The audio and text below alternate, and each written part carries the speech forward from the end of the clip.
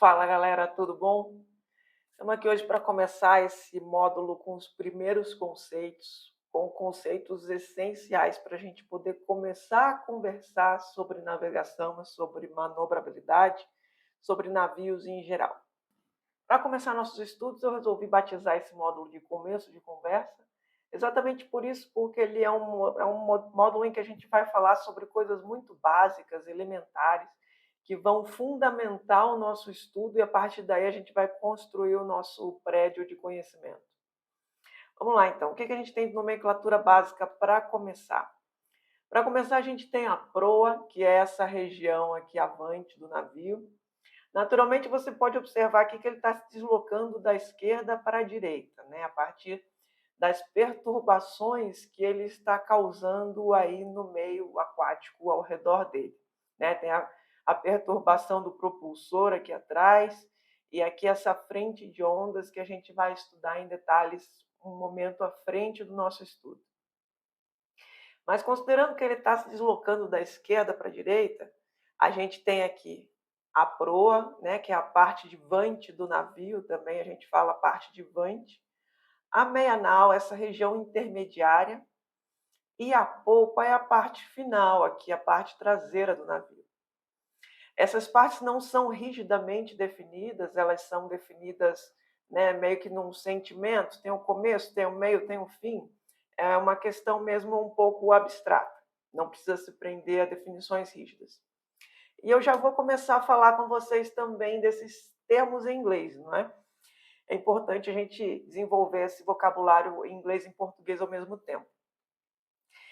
A parte de vante aqui, a minha proa em inglês eu falo bow, ou the forward part of the ship, né, que é a parte de vante do navio.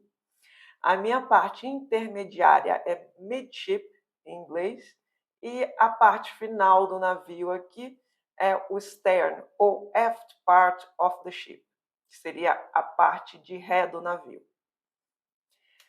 Outros dois termos que são essenciais para a gente conversar aqui é bombordo e boreste. Boreste é o lado direito do navio, né? Se eu me posiciono no centro do navio e olho para avante, à minha direita eu vou ter o meu boreste e à minha esquerda eu vou ter o lado de bombordo. Também é importante saber que em inglês o boreste é starboard e o bombordo é port. Isso aqui a gente vai usar o tempo inteiro da nossa conversa e dos seus estudos. Esse próximo slide eu vou abordar umas definições estruturais básicas. O que a gente tem aqui? A quilha, provavelmente você já ouviu falar. A quilha, que em inglês a gente chama de keel, ela constitui essa espinha dorsal, como se fosse a sua coluna vertebral, e ao redor dessa espinha dorsal surgem as cavernas, como você está vendo aqui, ilustrada em amarelo, essas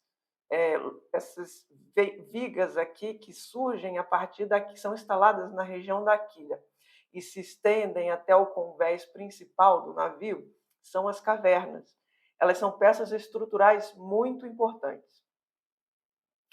E outra definição importante aqui que eu quero trazer para vocês é o casco, que é a parte das tábuas ou das chapas que revestem o navio, que se fixam aqui sobre as cavernas. O conjunto das chapas, ela se chama chapeamento, ou em inglês se chama plating. E o conjunto das cavernas, em português a gente chama aqui de cavernamento, em inglês a gente chama de framing. Então, são itens muito importantes aqui para você memorizar, já trazer isso na sua base. Quilha, a espinha dorsal, fica lá embaixo, na parte de baixo do navio. Em inglês, keel. Cavernas, as estruturas que são verticais aqui, suportam todo o chapeamento do navio. Em inglês, frame. E o conjunto das cavernas, cavernamento, e o conjunto das chapas, chapeamento. O bojo é a área de transição entre o fundo e o costado. Para ficar mais claro, eu vou apresentar para vocês a imagem de um graneleiro. Esse graneleiro aqui tem 5 porões, proa, o casco aqui, a polpa, o painel de polpa. Agora eu vou fazer um recorte 3D da região aqui dos porões.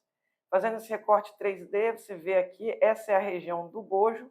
Agora, para ficar mais claro, eu vou fazer um recorte transversal dessa área dos porões. E esse recorte transversal, ele tem essa aparência. Aqui eu tenho as minhas cavernas, aqui eu tenho o teto do duplo fundo, né? Aqui a minha quilha, e aqui eu quero destacar o bojo de ambos os lados, aqui e aqui. Essa região que pode ser curva ou pode ser mais retangular, né? Com uma ponta mais pontiaguda, dependendo do design do projeto do navio. E ele faz a transição entre a parte mais horizontal do fundo e a parte mais vertical da lateral. Pela classificação agora do arte naval, o que eu tenho acima do bojo aqui na lateral eu chamo de costado.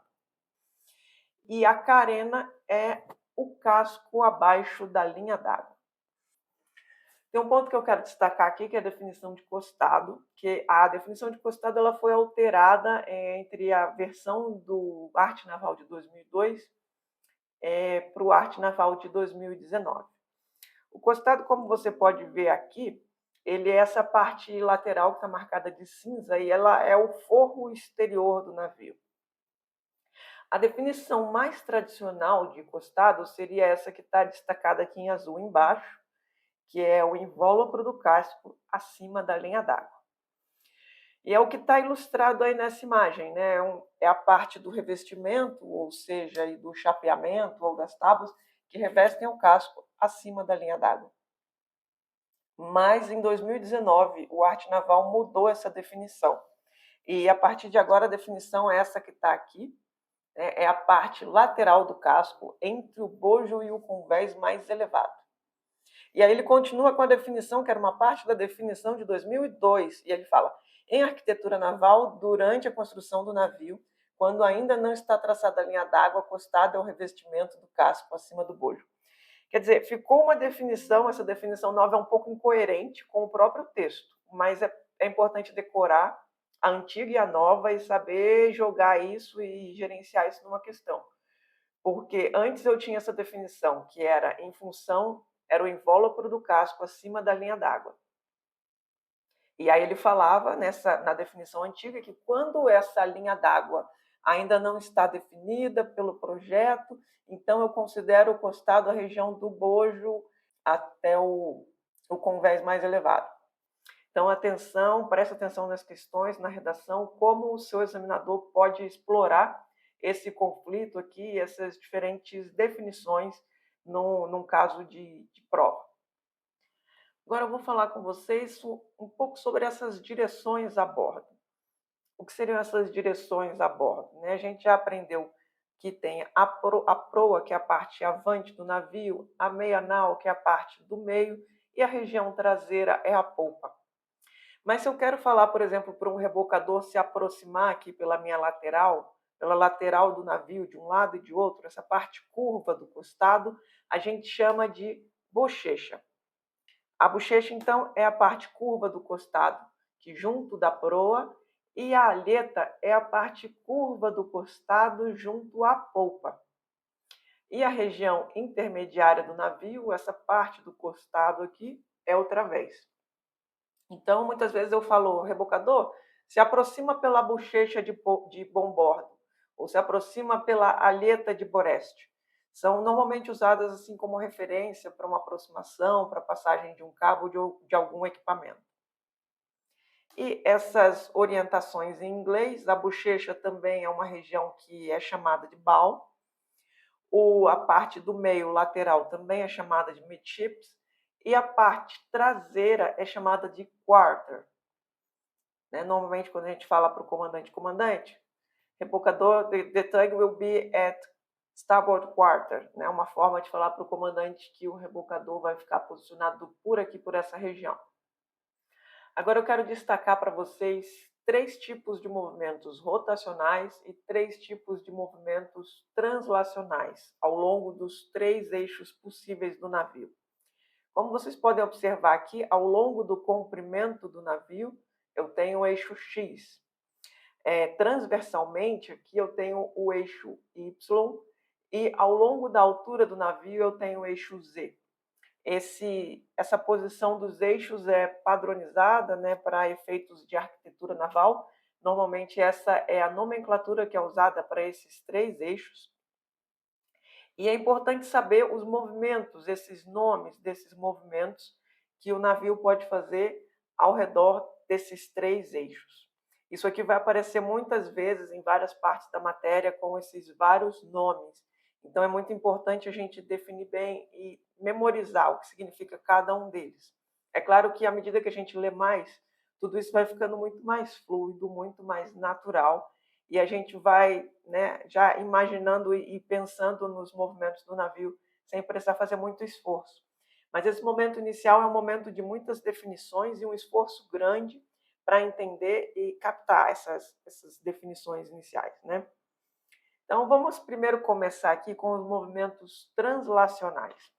Então os movimentos translacionais, né, quando meu navio por algum motivo escorrega para avante, é um movimento de avanço, para avante ou para trás. Em português a gente chama de avanço, em inglês a gente chama de surge.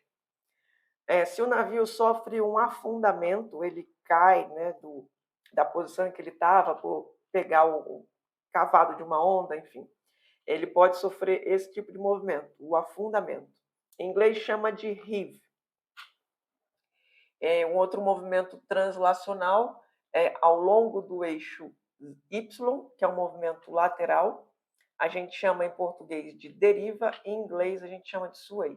É muito comum um vento causar isso, né? Um vento lateral causar esse movimento de deriva, fazendo com que o navio, além de ir avante, também tenha esse deslocamento lateral. Então, o que mais a gente tem aqui? Agora a gente tem esses 3 movimentos rotacionais, né? Que é o balanço, cabeceio e arfagem. A gente tem o que? O cabeceio, que é esse movimento assim. Também pode ser chamado de guinada em português. Em inglês a gente chama de yaw, Y-A-W. Outro movimento rotacional possível é o pitch, que é esse movimento aqui. Já deu para ver que causa o impacto aí nas cargas, né? E em inglês a gente chama de pitch, em português a gente chama de arfagem. E o movimento ao redor do eixo X é o balanço em português, né? Quando o navio faz isso, ou o roll.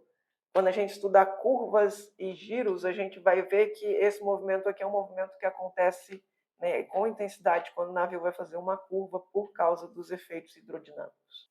Aqui embaixo eu separei esse trechinho do PNA só para a gente ter uma referência, né, para conversar e contextualizar um pouco aqui. Esses movimentos e esses nomes vão aparecer o tempo todo na sua leitura, em português, em inglês. Você pode ter esse slide como referência, caso você tenha dúvida, você volta para ele, consulta. E aí eu vou destacar esse trechinho aqui do PNA lá de controlabilidade, que é uma parte super avançada da matéria. Roll, pitch and yaw are the rotatory ship motions about X, X, Y, and Z axis, respectively. Surge, weigh, and heave are the translatory motions along the same axis. Então, só para você saber aqui, né, você tem o roll, pitch, yaw, que são aqui roll, pitch, yaw são os rotatórios, e os de translação, heave, sobe e desce, sway, lateral, e surge, frente e trás. Então é isso, a gente está fechando aqui o nosso primeiro módulo, a gente já introduziu vários conceitos e a gente vai continuar fazendo essa introdução aos itens essenciais na aula 2. Até mais, tchau, tchau.